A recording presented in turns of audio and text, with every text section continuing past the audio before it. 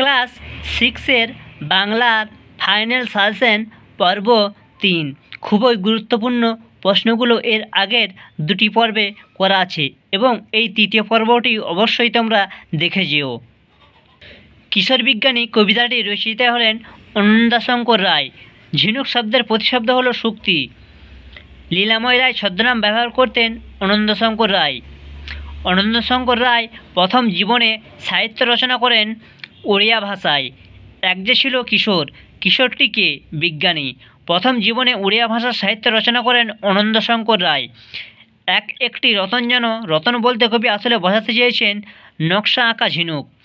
এক যে ছিল কিশোর, তার মন লাগে না খেলায়। কিশোর বিজ্ঞানী কবিতাটি অনন্দশঙ্কর রায়ের কোন গ্রন্থের অন্তর্গত?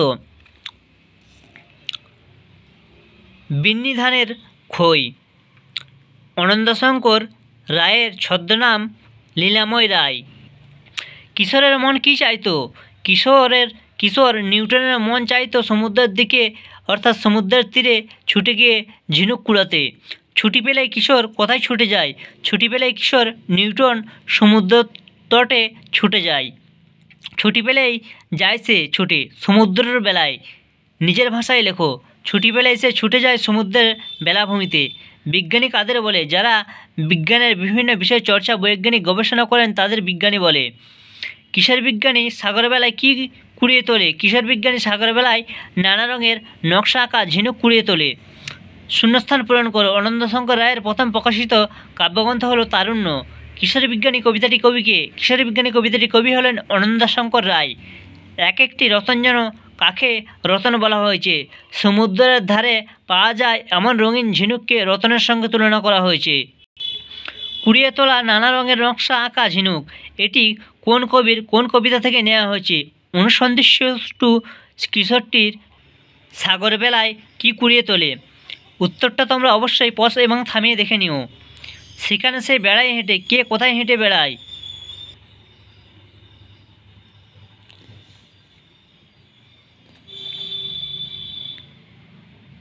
নিউটন কোন দেশের বিজ্ঞানী? নিউটন ছিলেন ইংল্যান্ডের বিজ্ঞানী। কিশোর বিজ্ঞানী কবিতাটি কোন বিজ্ঞানীর প্রসঙ্গ আছে? কিশোর বিজ্ঞানী কবিতাটি যে বিজ্ঞানীর নাম আছে তার নাম স্যার আইজাক নিউটন। বলে গেছেন যা নিউটন। নিউটন কি বলে গেছেন? বলে গেছেন যা নিউটন। পরম বিজ্ঞানী নিউটন কি বলে গেছেন? তোমার পাঠ্য কবিতা অবলম্বনে নিজের ভাষায় লেখো।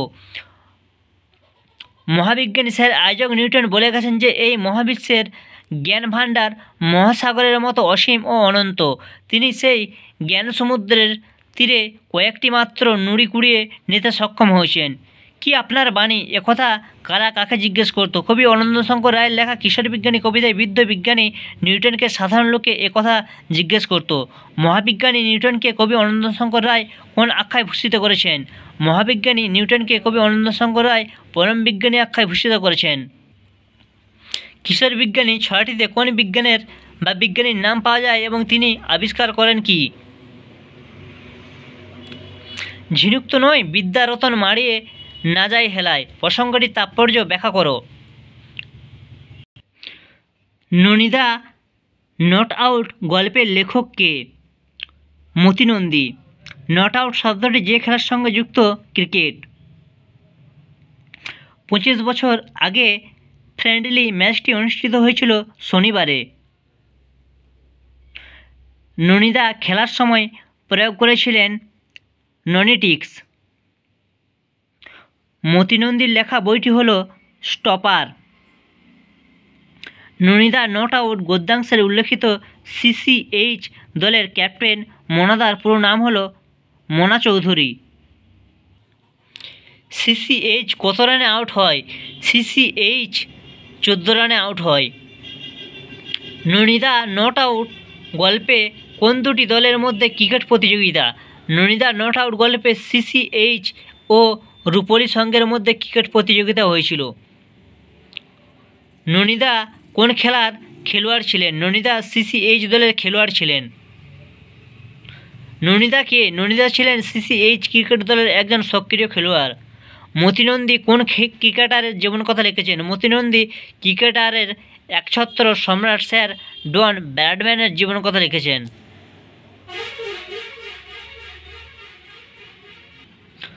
ননিদা প্রথম ওভারের বল নিজে করতে এলেন। ননিদার প্রথম ওভারের বর্ণনা দাও। ভিডিওটা তোমরা অবশ্যই একটু থামিয়ে দেখে নিও। সবারই মুখ থমথম। সবার বলতে কাদের কথা বলা হয়েছে, তাদের মুখ থমথম কেন? রূপলি ক্যাপ্টেন এসে বলল, কি বলল?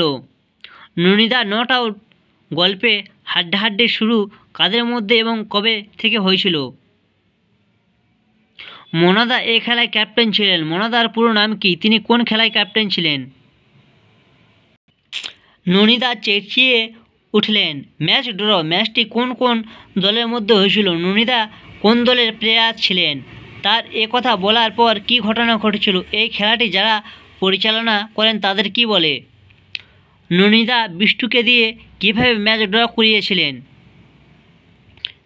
ভিডিওগুলি তোমরা অবশ্যই পজ বা থামিয়ে দেখে নিও।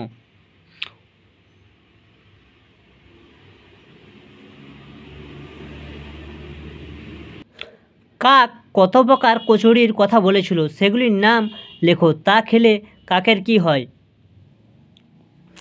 নাড়াকে কেন সে আসামি হয়েছিল? বিচারে তাকে কি শাস্তি দেওয়া হয়েছিল?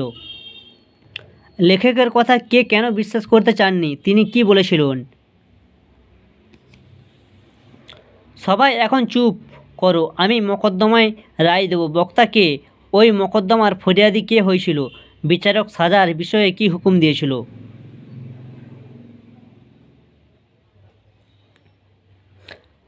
পাঁচা একবার ঘোলা ঘোলা চোখ করে চারিদিকে তাকিয়েই তক্ষণি আবার চোখ বুজে বলল, নালিশ বাতলাও বলতে কুমির অনেক কষ্টে কি কথা কিভাবে বলেছিল?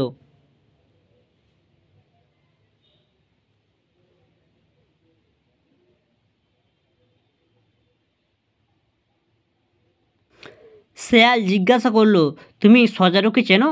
শেয়ালের এই প্রশ্নের উত্তরে হিজবিজবিজ করে কি বলেছিল? তারপর একজন লোক ছিল, সে সকলের নামকরণ করত। সে শেয়ালকে, কুমিরকে আর পেঁচাকে কি বলতো?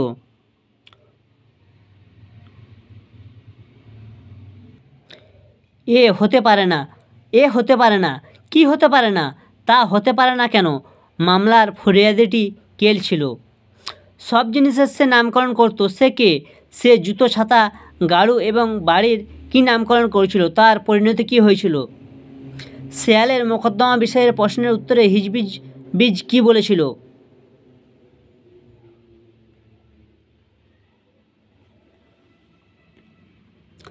বাদুড় বলে, ওরে ও ভাই সজারু, আজকে রাতে দেখবে একটা সব মজারু। এই গানটি কে গেয়েছিল? এই গানের কোন শব্দটিকে নিয়ে বিতর্ক শুরু হয়? ওই বিতর্কে অংশ নিয়ে কে কী মন্তব্য করেছিল?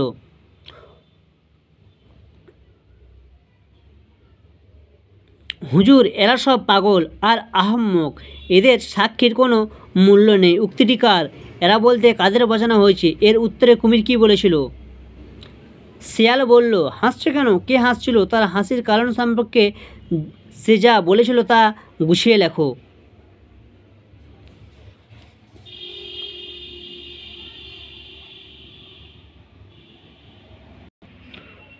হযবরল গল্পের বুড়ো লোকটির মতে কথকের বয়স কত? হযবরল গল্পের বুড়ো লোকটির মতে কথকের বয়স হচ্ছে 37 বছর। কাকটেপো মাথা। কাকটেপো মাথা বলতে কি বুঝিয়েছিল? যে মাথা টিপে টিপে টোল খেয়ে গিয়েছে, অর্থাৎ বুড়োর মাথাকে কাকেশ্বর কুচকুচে টেপো মাথা বলে বুঝিয়েছিল।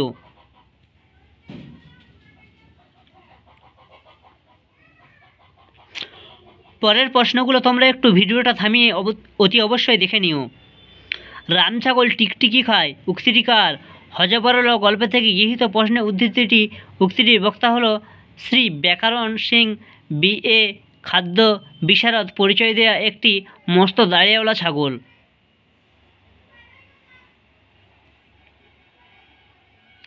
বিজ্ঞাপন পেয়েছে হ্যান্ডবিল। বক্তাকে? হযবরল গল্পে উল্লেখিত উদ্ধৃতির অংশটির বক্তা হলেন কাকেশ্বরের কুচকুচে নামের একটি দাঁড় কাক।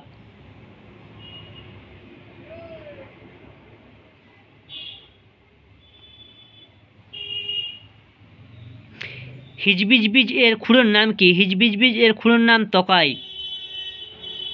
ব্যাকরণ সিংকে হযবরল গল্পে ব্যাকরণ সিং হলো মস্ত দাড়িওয়ালা একটা ছাগল, যার উপাধি হলো বিয়ে খাদ্য বিশারদ। হিজবিজবিজ এর ভাইয়ের নাম কি? হিজবিজবিজ এর ভাইয়ের নাম হলো হিজবিজবিজ। টাকডুমাডুম টাকডুমাডুম বলে স্লেট বাজিয়ে নাচতে লাগলো উদ্দেশ্যী ব্যক্তির নিচে ওঠার কারণ কি?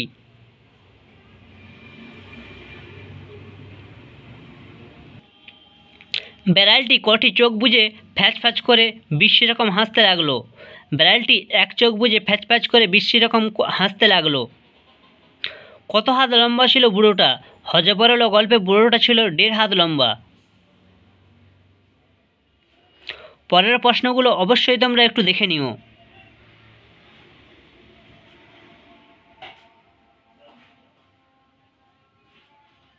হযবরল শব্দের অর্থ কী? কোনো মানুষ, প্রাণী, বস্তু অথবা ঘটনা আজগুবি, উদ্ভট ও এলোমেলো হলে তাকে হযবরল বলা হয়।